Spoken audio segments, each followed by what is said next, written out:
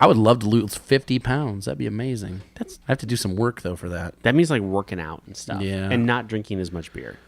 Yeah, I don't see that happening. I'm not ready to make that commitment at all. So, Me how neither. about listeners? If you had a Christmas wish, what would that be?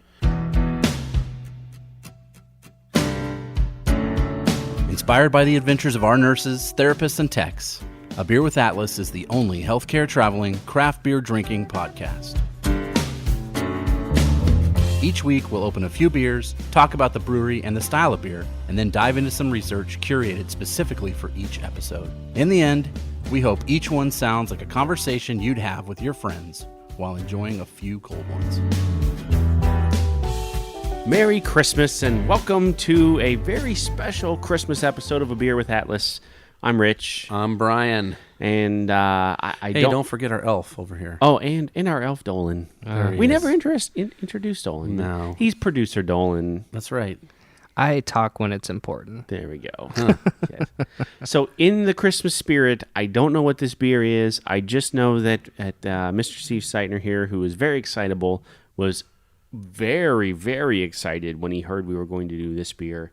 You want to introduce it? You brought this. You want to introduce it? Yeah, it's called Delirium Noël. Okay. And I don't know how to pronounce the names of these things because it's Belgian. Okay. But it's the same family of Delirium Tremens, you'll see the name. Uh-huh. That's one of their beers. But the brewery, I'm just going to spell it to you. Okay. Huyghe. So we're going to say Hugh. Is that where we're going to go with? I don't know. That's what I say. In my research, I wondered, Huyghe. Yeah. The phlegm. Yeah. All I know is it's somebody's last name. Yep. And Mr. Leon here. There you go. There we go. So if you go to a liquor store, grocery store, wherever you get your beers from, which obviously differs from state to state. Here in Nebraska, you can get it at grocery stores. There's a whole section in the grocery stores that is a beer and wine liquor section, which is very larger than the produce department, which is awesome and terrible all at the same time. This is the bottle that you see with a pink elephant on it, and I've seen this multiple times. I've never bought it. It just I don't know why. Well, that's the same brewery. I mean, this is a different beer than that. Okay. You will see it on tap sometimes too, but not too often. It's a Belgian beer, so it's going to have a Belgian beer style characteristics. This is just their holiday version of that beer.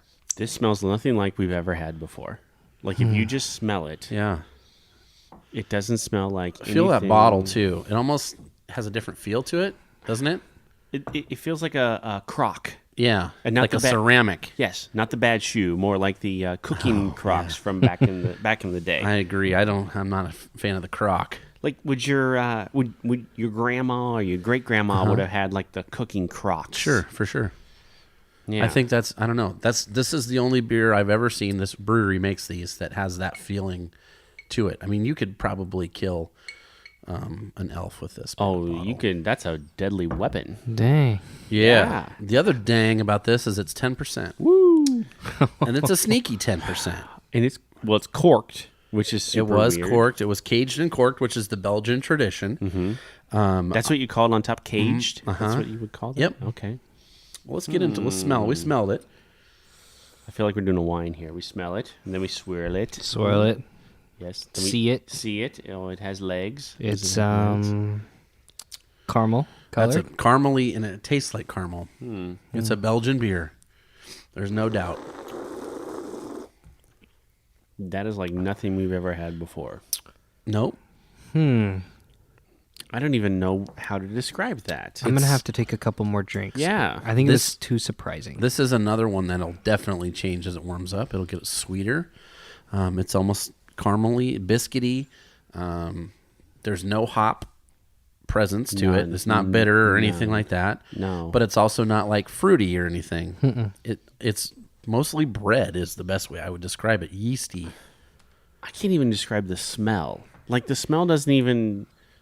I can't hardly smell anything because of this cold, but I smell, to me, almost cinnamon. Maybe Not like the cinnamon from last week, where No, it the was like Seasick Crocodile, where it was like over the top. big Cinnamon. red cinnamon chewing gum. Yeah, Not like that. Yeah. Almost like a cinnamon stick. I almost don't know. I almost wonder if it does it has that bread smell. Yeah, and not could like be. the good bread smell, like you wake up in the morning kind of good bread smell, but Maybe like the dough that's not cooked yet. Yes. the unproofed dough. Yeah, there you go. Yes. Yes. It smell. Now that you say it, I can make that connection. It smells like raw pizza dough. Oh yeah. Yeah. There you Yeah. go. Like- because it has a sweet smell to it. Mm-hmm. But yeah, it's kind of a unique one of its own smell sort of thing. But yeah. So this is a brewery that's been around since 1654, and like you said, they're kind of known for the pink elephant. Right. So that's what, if you see them anywhere, that's kind of what they're known for. This version is darker. This beer is darker than the Delirium Tremens that you will see year round. Okay. So this is brewed specifically for this time of year. Very similar to the Winter Warmer in that it's supposed to pair well with rich foods, right? I could see that. These are not beers. I should have said this on the last week's episode, but these are not really beers that you're just going to sit and crush. No. These are more like you're having it with a rich, fancy meal or dessert. Challenge accepted. Or have it with a hot dog at the gas station. I don't know, whatever you want to try. But these are more pairing beers than, sitting by the fireplace. You could, and this one I would do that probably more than the Winter Warmer, Right. because this doesn't have as much going on for it. It's just a totally different flavor profile, really, from anything we've done on the show. Maybe like a pork loin or a Yeah. duck. Yep, or, something like that. Yeah. Interesting. I'm going in for another one. I've never had anything like this. Are you not a Belgian beer person? No, I am, which I thought was interesting because so in my research, which is very, very limited here, because there's one I don't speak that language. Yeah, Belgian. Yeah, and their website is all in so Well, you could. if you choose the British version, like there's no American flag. No, they just I choose picked the that too. yeah, you choose the British flag. Then it's in English, but then Yep. the translations aren't great. Or So colors is spelled with a U. well, sure, yes, yeah. Yeah, that's a good way to do it. Hyung Yeah. Brewery was founded in 1906, but was on the site of a brewery that existed since 1654. Right. which you already alluded And to. it had changed names and owners. Somebody in the family came back, like generations later, came back around and got the brewery back. Huh. From what I can understand, maybe like the grandson of somebody that had been there. Yep. And that's the modern brewery that we know today. Is that person that came back to the family tradition and took over? Is from what I understood. It's located in Belgium and this is I guess I don't understand how this works or whatever. Okay. Maybe this is a city within a state or Yeah. a region or whatever. It's in Malay, Melle, Malay, Like melee weapons. maybe. Like yeah, Mele Kalikimaka. maybe possibly Maybe like that. Extra L in here though. Yeah. Extra. Yeah, so less Hawaiian, more Belgian. Gotcha. Okay, that's what that extra L does. Maybe, yeah. In East Flanders. Now, Flanders is a style of Flanders sounds Belgian familiar, beers. right? red sour beers. I usually love. in red wine barrels. Yep. Flanders is a style, so that's where that's coming from. An Ode Bruin. Yes, there. Look at you. Right? Yep. Oh, there's one that's made by Odell that I buy it every single year.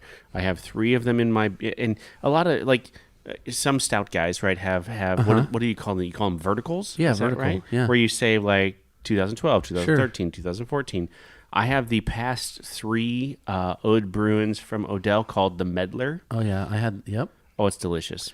Yeah, you can definitely vertical those. I did that with a Love Child from Boulevard last year around this time. Very And we jealous went of from that. 2 to 9, I think. Mm-hmm. I had actually that you said that Medler. I had a Medler about a month ago from 2015, and I opened it and drank it, and it was really good. Odell also does one called Freak. Yes. Soured, and I have probably the last 5 years of that. Ooh, that's Avery. Yeah, okay, Avery. And then I have the brewery does one that's called Sour in the Rye, which is aged in rye barrels. And I have about 4 years of those. Interesting. Those style stouts and sours lend to saving them and keeping them for that. This one, I wouldn't do that. You would drink this right away. I would drink this right away. So it's way more ale than it is Yeah. then okay. Right, and this one is technically a strong ale, kind of like we talked about last week. Okay. Because it was brewed to be strong. This one is, like I said before, 10%. Yeesh. Can you taste the alcohol in it? No. Which Not is one bit. why it's kind of dangerous. Scary. Yeah. Yes. I must have missed when you said it was 10%. It is because 10%. I wouldn't have guessed. No. Right? You wouldn't guess it's like 4% almost. I The would- sweetness covers, and to me, just as it's warmed up a little, it's coming more bready, biscuity, and sweet. The sweet is really coming out.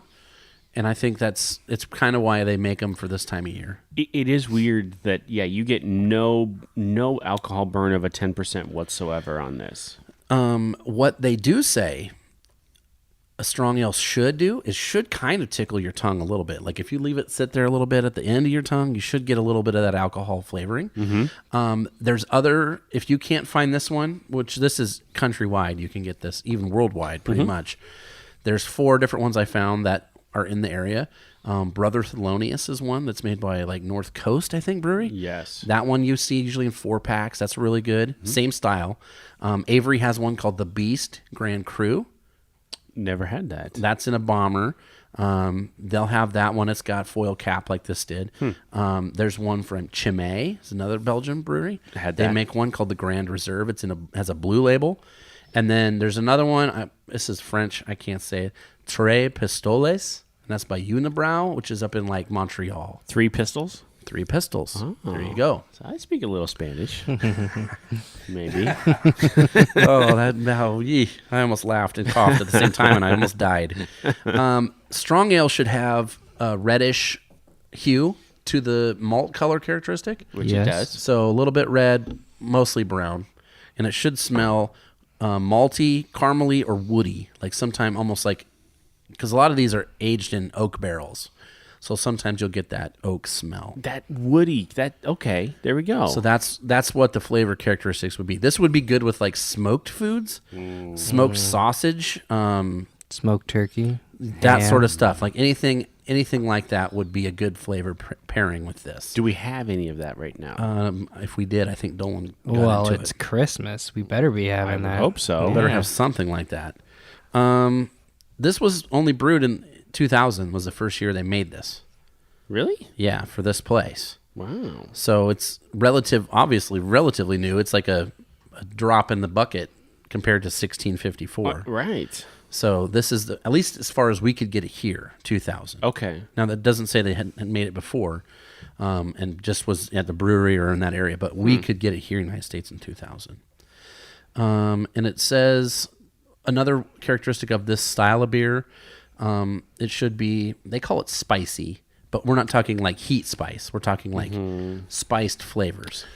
Like mostly dried fruits, raisins, Yeah. and that sort of thing. That's mostly what you'll get with the like bread, biscuit, caramel sort of flavor. I got way more of that on the beers we did last week than I did here. Right. But I see what they're going for. Sure. I can get that. It's a little more muted, maybe. And this is obviously the ones we had last week are American style. And as we've seen over the course of the show, American style anything seems to be punched up. Absolutely, right? yeah. We want it extreme. We don't know how to stop. Right. So this is more like, this is how it's supposed to be. And How'd they're that- like, no way, inject it with steroids. We want it to taste like, like diabetes in a can. So that's the difference. I wanted you to say it again, but you took it to the next level, which is perfect. So there you There go. we go. Delirium is not the brewery's name. A lot of people think that's the name. I would have thought that But really it is that Hugh or Huyghhe brewery. And in Belgium, I'm not even going to try to say it. I'm going to say it's pronounced brewery, but it's spelled BROUWERJI. Whoa.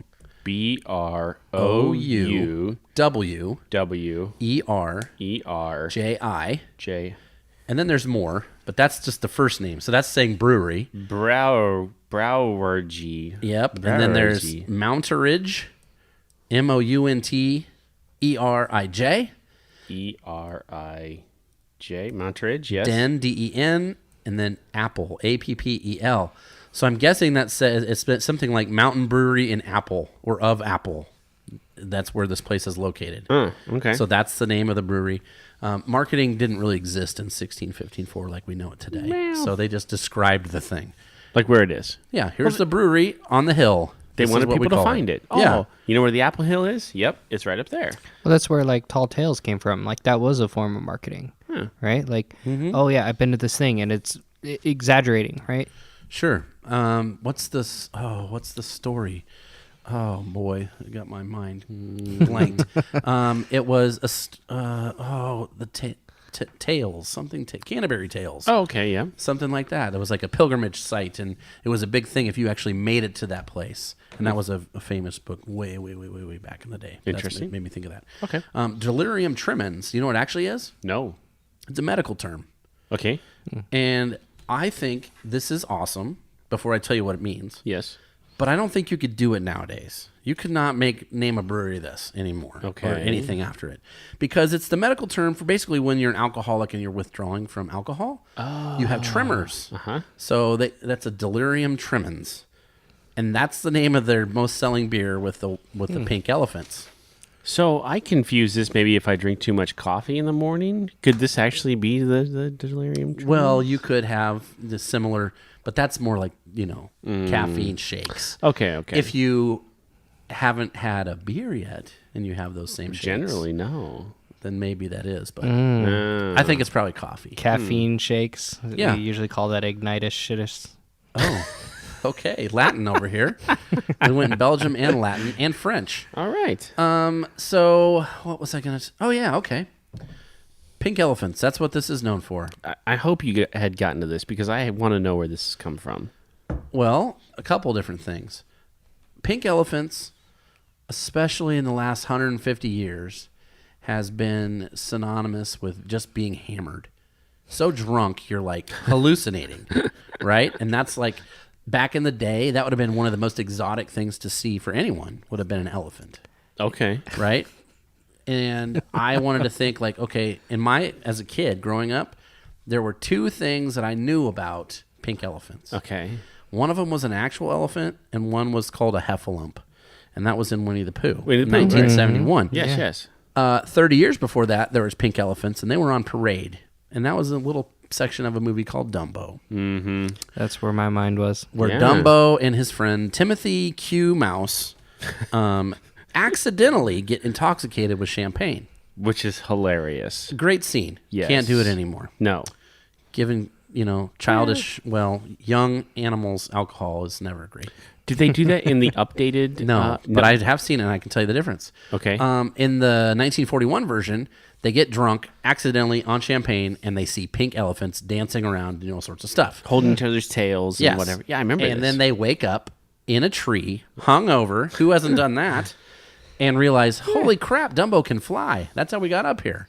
And then that kind of sets off the rest of the movie. Which is weird because that's exactly what happened to me after I went to Dolan's wedding a couple weeks back. Ended up in a tree. Right. Wow. Hungover. It was super Wow. weird. Jenny was mad. Yeah, it's hard to get you down from those trees. Right. In the updated version, it is, I think, some clowns or something. It's in a circus, and they make these balloon, but they're actually like bubbles, I guess. They make these bubbles that look like elephants, and they kind of dance around. Dumb. Not as cool. Dumb. They're Tim Burton looking elephants, but it's not as great. You know what? We grew up on candy cigarettes and stuff. I can handle it. Exactly. Right? Exactly. It's okay. Dumbo accidentally drank champagne. It Sure. happens. Many times accidentally. Yes. That song, Pink Elephants on Parade, has been covered by Sun Ra, who was like an avant-garde jazz guy. Weird. Okay. Pink elephants on parade. Uh-huh. So like bulls on parade. That's what I was thinking. Very different. That sequence in the movie has been parodied on South Park, Bob's Burgers, Robot Chicken, and one other thing. I can't remember off the top of my head, but it's kind of a famous sequence. Basically, you get messed up on accident. You don't know you were drugged, dosed, drank too much, and then you see these elephants, and that's been lampooned in a bunch of different ways. I'm sure Seth MacFarlane had something to do with that somewhere along the way. Yeah, Like I Family Guy, would think probably. so. And that's kind of what I could find just about pink elephants. Now, that's basically what they chose that for, is because their beers were strong and drinkable, and if you drink a bunch of them, you might see some pink elephants. And it's one of the first, it's technically not a mascot, but it's an image that you associate with that brewery. Without a doubt. It's like all you think about. Yeah. Like you probably haven't had the beer, but you know that it belongs to that beer. I know Delirium and the Pink Elephant go hand in Yeah. hand, even though I've never had their beer before. I've it's only seen it in Kind the of stores. cool that when you understand what that terminology means, Right. it's like a total link, like better than anything out there. Well, look, I started drinking this pretty quick, and then you said it was 10%, and that I might start seeing pink elephants, and it's going down slower. Yeah. Absolutely. But it tastes, what do you think? Does it taste over time change? It has a little bit? So here's the thing. For me, as it's warmed up, it's got a little more clovey-er. There's some ginger notes to it. Yep. But yeah, some cranberry. Not nearly as much as last week, but still just as there. Yeah. And I almost prefer it warm. I think that's a good way to drink this one specifically. This is one of those that it would be fine to drink it on its own in a glass and just sit and talk for a while or in front of a fire. It definitely tastes different and probably preferable a little bit warmer. Not room temperature, but close. No. Well, and I was going to clarify. Yeah, it definitely isn't warm, but it is Warmer closer, than the ice box I took it out of. closer to room temperature than you would normally. Like if a Busch Light got to this temperature, you would throw it away.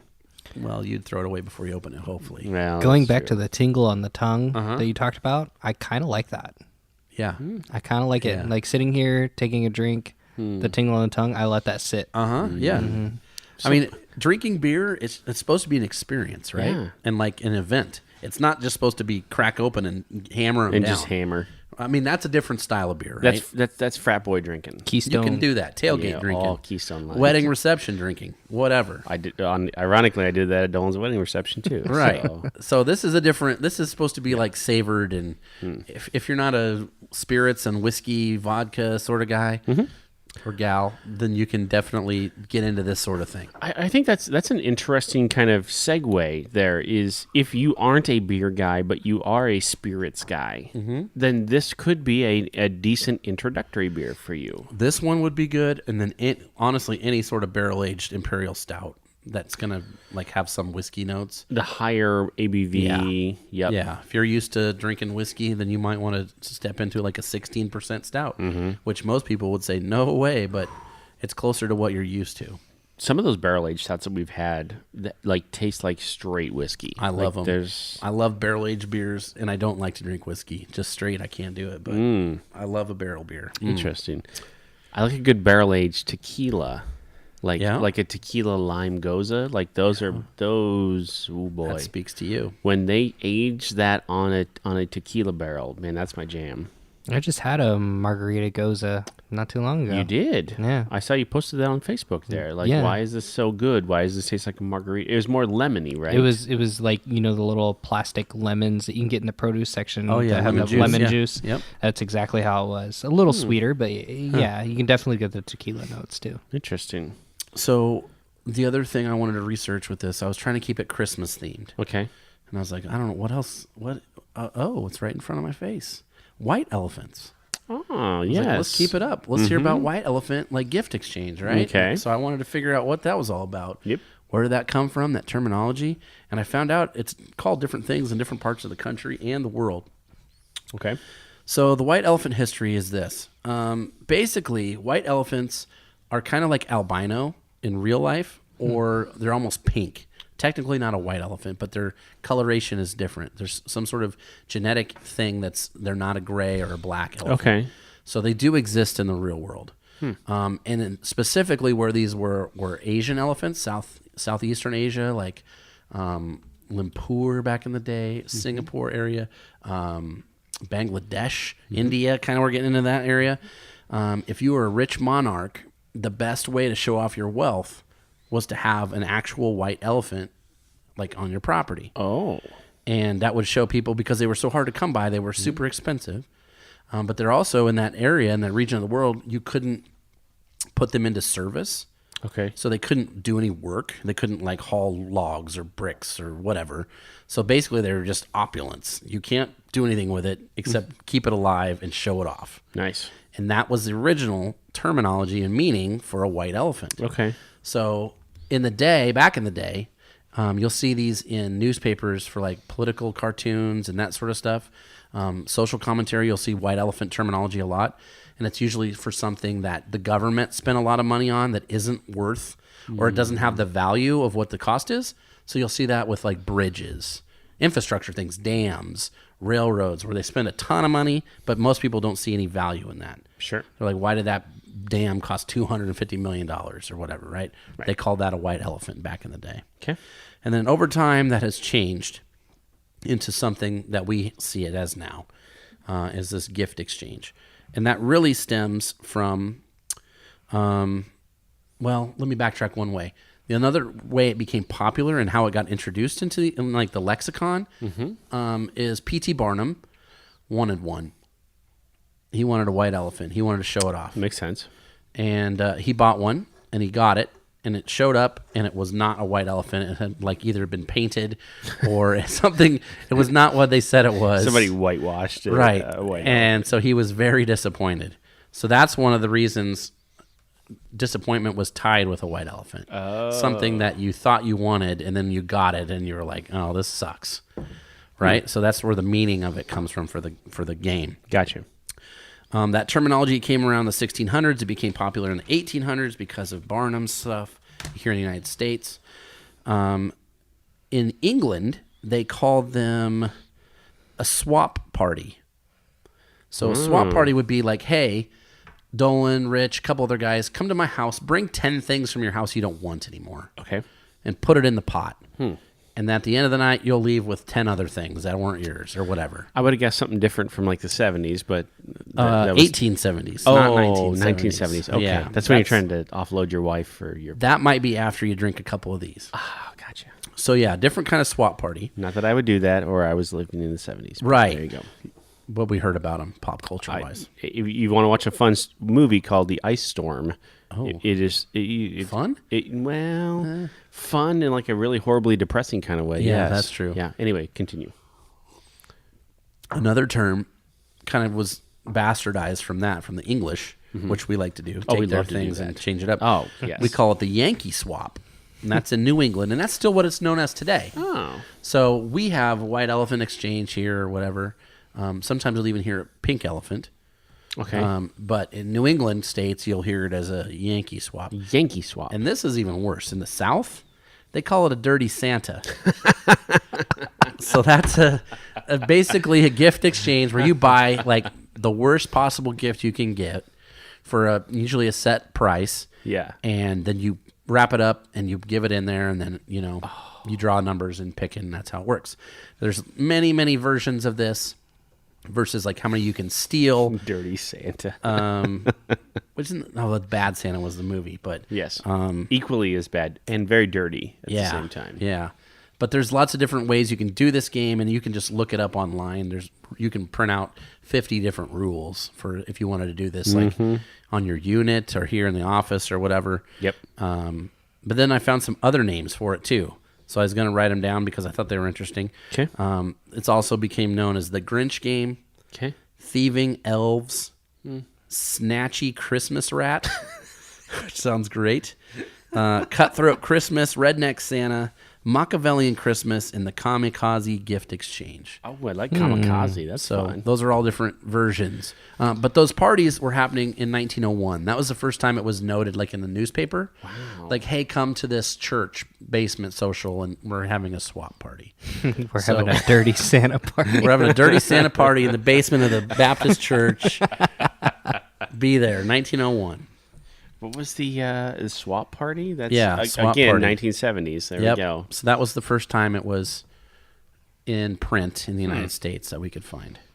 That's So it's been around. The white Christmas. What am I trying to say? White elephant. White elephant. Well, That's white the term. elephant, yeah. 10% right I there. was looking at another guy coming in with a big 10%. Santa beard that threw me Yeah. off. Yeah, he's wearing shorts. That's weird. Well, it's 60 degrees as we're recording. Is it really? Thanking Nebraska. I don't like it.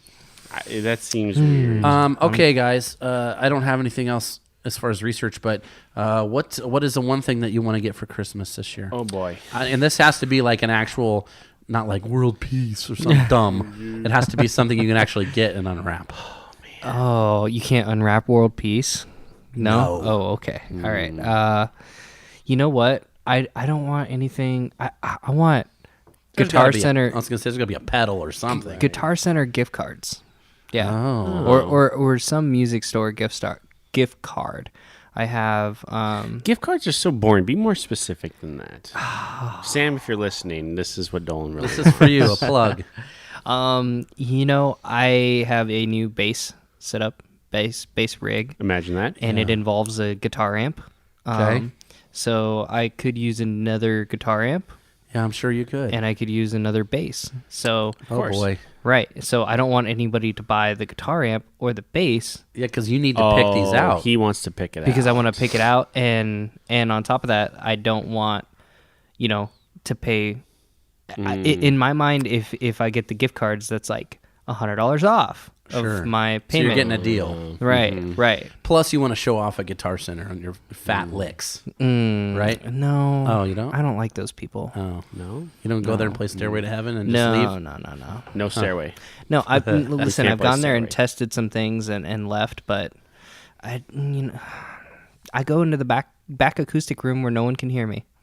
Which is super cool, by the way. Like, I've been back there Yeah. with Dolan before. I don't know if he hasn't actually played. We've gone back there to, like, buy microphones and stuff Sure. like that.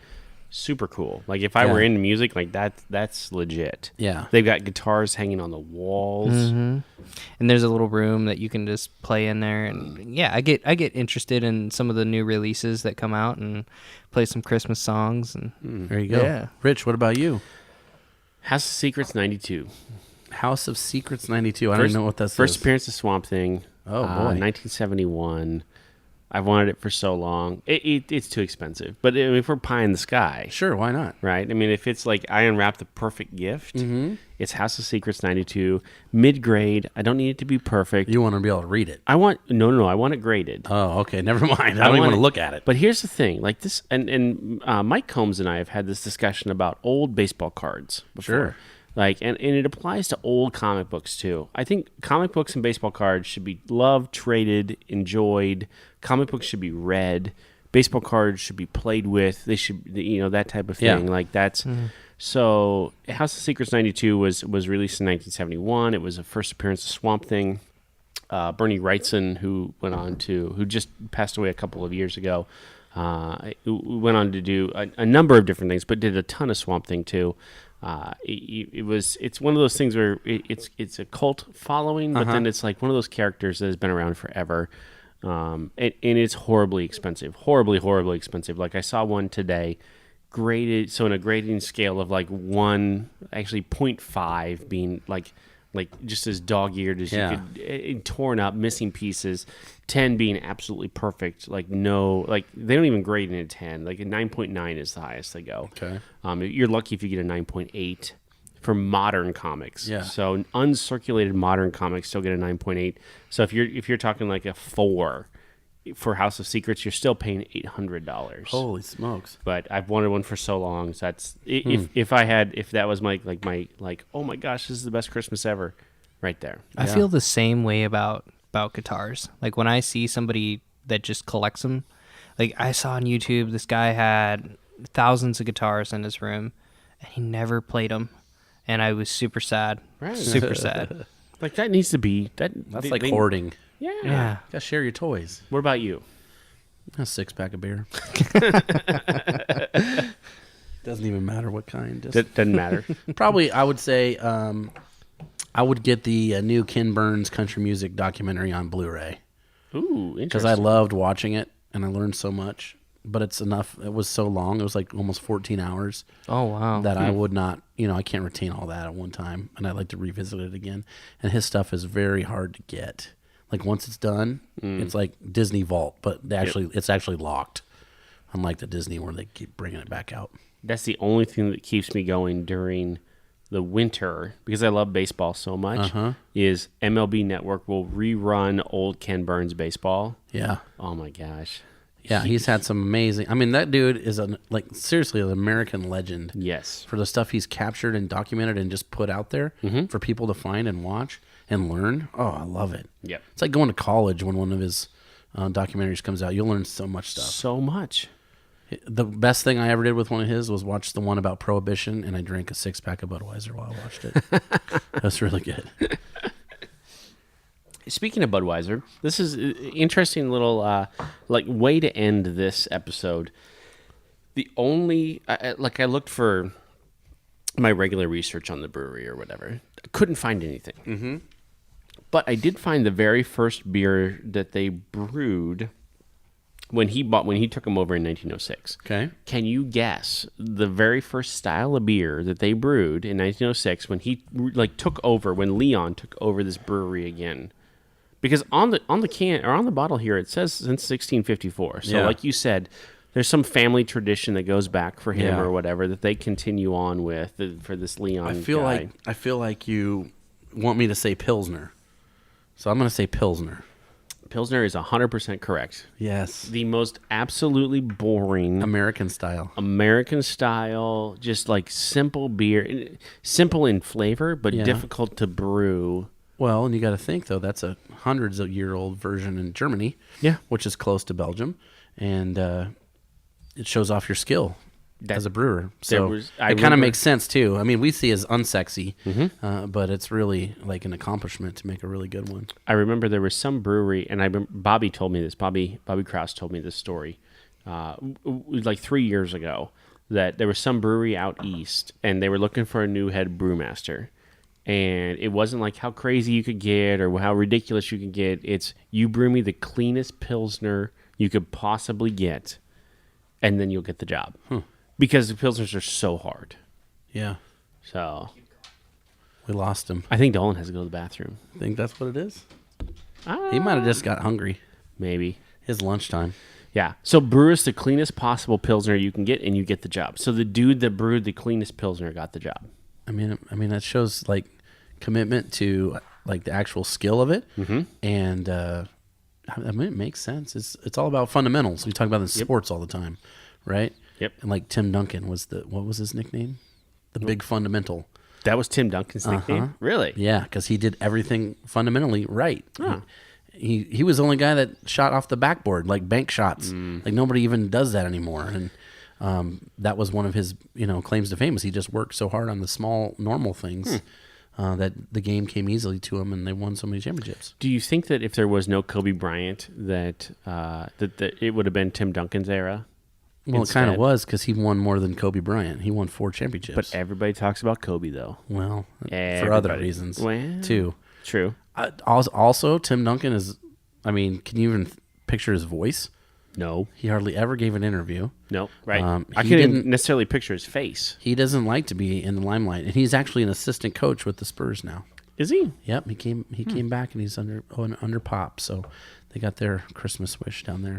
Maybe another championship. That was their Christmas wish? Yep, we want him to come back. I think Pop will win one more before he retires. That's one of the things I love about Christmas time, and it's a tradition in the NBA on Christmas Day. They show like 5 basketball games, because there's no football usually, unless it falls on the weekend. Right. But for NBA, there's always games on. Well, and this year it's Wednesday. Yeah, right in the middle. Yeah. Yeah. So, we'll just get basketball, which is totally fine with me. And that works for me too. And generally, isn't it the Lakers? Well, it usually is, just because it's usually star power. Not necessarily like, it's not like the Cowboys and Lions where it's a sure deal and Thanksgiving deal. Yeah. It's more like, okay, who's going to watch? Everybody's home. We need the most famous players on TV. Well, LeBron plays for the Lakers now, so here we go. But it was Kobe before. I guess the Spurs played from time to time. Yeah. So, yeah, we got off topic, but you know what? It's all Christmas related. It's all Christmas related. So I would love to hear what like your Christmas wish would be. Well, let's see. I would love to lose 50 pounds. That'd be amazing. I have to do some work though for that. That means like working out and stuff. Yeah. And not drinking as much beer. Yeah, I don't see that happening. I'm not ready to make that commitment at all. So, how about listeners? If you had a Christmas wish, what would that be? How about this? What's your dream beer? Oh, Christmas. If you could get one beer for Christmas that we haven't had or that you've heard about, what would that be? Like for us to talk about, or for somebody to make? That's out there in the market now that we could get. Oh, that we haven't had. We haven't seen it, or just a visit to a brewery or something like that. We've drank some pretty ridiculous beers. You know what? In the short time we've been doing this, we have. Yeah. It's almost Pretty good. we're just over a year now. Yeah. It was Christmas-ish time Yeah. last year when we started. So Thanksgiving, Christmas, somewhere around in there. Yeah. So yeah, A lot of good beers. A lot of different styles. A lot of IPAs. Dolan, what's one beer that you want us to drink coming up here first of the year? Like as we get into, because the schedule's not done yet. So we've got a couple of beers coming up here that are kind of fun that different nurses have sent to us that we'll round out the year with. Dolan, what's one beer that you would like for us to try? Either beer or a style. Maybe Ooh, we haven't yeah. yet. Good call. Okay. I'm looking forward to two things, and they're not on the schedule yet. But the first one being the mead that I brought back. That would be interesting because it's kind of like a mix of a beer and wine, right? It's kind of a crossover. Sure. Yeah. And the second thing would be a make your own 6-pack. So I think that it would be very interesting to see what you guys go and get for your 6-pack, right? And because every store's got different that's beers, true. right? That's so true. wherever our travelers are out there, maybe they would just like to try a style or try something or try multiple or whatever, and so maybe they can build their own 6-packs too. And That see might what- be a fun. You know how we give away tacos? Mm-hmm. That'd be something fun we could do. Be like pay for somebody's mixed 6-pack, a listener of the show or two or something. and then they got to review it. Yeah, and then they got to tell us what their favorite one was and their least favorite. But we could pay for a mixed 6-pack or something. We've talked about cleaning out the fridge, right? Because the secret beer fridge back there has a number of just beers that we've never gotten to. Yeah, So maybe that comes up here towards the end of the year. that'd be fun. That would be interesting. And then maybe we give away a mixed 6-pack at the end of it or something. That'd be fun too. Yeah. Hopefully I win. I don't think you're eligible to win. Oh, dang it. No. So, well, Brian, Dolan, Merry Christmas. Happy holidays. It's been a fun year. It has been. Hope there's no coal in your stocking, Dolan. There was last year. So I'm You've not been pretty good expecting this anything year, better. though. Yeah. He's been better this year maybe than I mean, last not year. pretty good, but he's improved his attitude and other things, I'd say. I'm so proud of him. His beer... His palate is definitely improved. It's So if that definitely counts for improved. anything, Absolutely. I'll put in a word with Santa for you. There we go. Oh, nice. There we go. All right, Brian, we ain't going anywhere for a while. Let's have another beer.